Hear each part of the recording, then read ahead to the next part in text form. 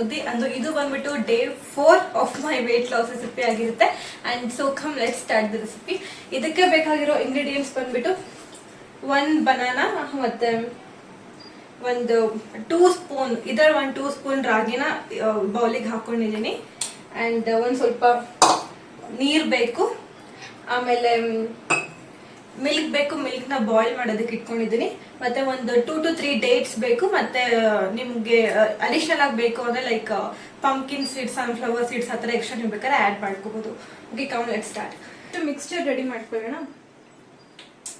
Water ಇದೆಲ್ಲ, ವಾಟರ್ನ ಹಾಕೋತಾ ಇದ್ದೀನಿ.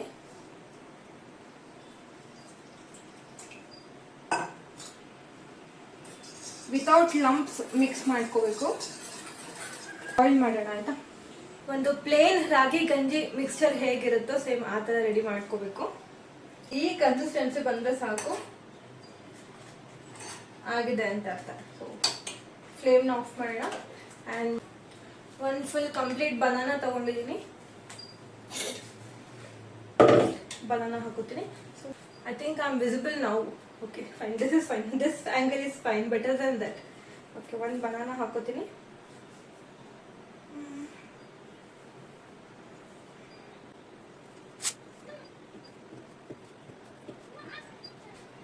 ಟೂ ಡೇಟ್ಸ್ ಹಾಕೋತೀನಿ ಹಾಗೂ ಡೇಟ್ಸ್ ಹಾಕೊಂಡಿದ್ದೀನಿ. ನೆಕ್ಸ್ಟ್ ರಾಗಿ ಗಂಜಿ ಮಾಡ್ಕೊಂಡಿದ್ವಲ್ಲ ಅದನ್ನು ಹಾಕೋಣ.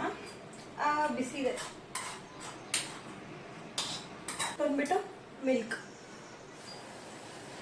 ನನಗೆ ಕೆನೆ ಇಷ್ಟ ಆಗಲ್ಲ, ಹಾಗಾಗಿ ಉಬ್ಬಿ ಹಾಕೋತಾ ಇದ್ದೀನಿ. ಪಂಪ್ಕಿನ್ ಸೀಡ್ಸ್ ಹಾಕೋತಾ ಇದ್ದೀನಿ. ಇದು ಒಂದು 6 ಸೀಡ್ಸ್ ಹಾಕೊಂಡು. ನೆಕ್ಸ್ಟ್ ಸನ್ಫ್ಲವರ್ ಸೀಡ್ಸ್ ಸಾಕು, ಇಷ್ಟೇ. ಗ್ರೈಂಡ್ ಮಾಡೋಣ. ಸ್ಮೂದಿ ರೆಡಿ ಆಗಿದೆ.